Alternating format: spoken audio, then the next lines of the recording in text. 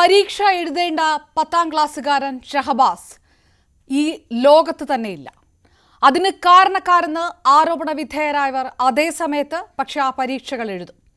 നടക്കാൻ പാടില്ലാത്ത ക്രൂരതയാണ് നടന്നത്. തലയൊട്ടി തകർന്നാണ് ഷഹബാസ് മരിച്ചത്. അതിന് കാരണം കുട്ടികൾ മാത്രമല്ല, മുതിർന്നവരുൾപ്പെടെയുള്ളവരുണ്ട്. കസ്റ്റഡിയിലെടുത്ത 5 പേർ മാത്രമല്ല, കൊടും ക്രൂരതയുടെ സൂത്രധാരന്മാർ. കൊട്ടേഷൻ സംഭവമടക്കം ബന്ധമുള്ളതെല്ലാം പുറത്തുവരണം.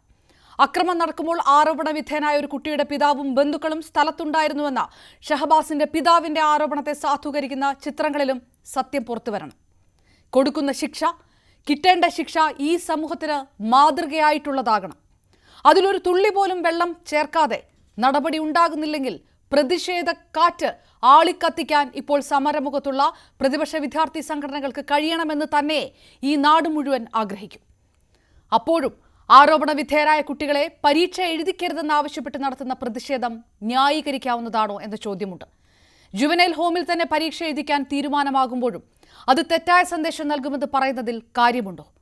ആരോപണ വിധേയരായവർക്കുള്ള അവകാശം നിഷേധിക്കാനാകുമോ? തെറ്റ് ചെയ്തിട്ടുണ്ടെങ്കിലും അവരും കുട്ടികളാണ്. അവരെ സമൂഹം വലിയ ക്രിമിനലുകളാക്കി മാറ്റരുത്. അതിനുള്ള വളമിടരുത് ഒരു പ്രതിഷേധവും.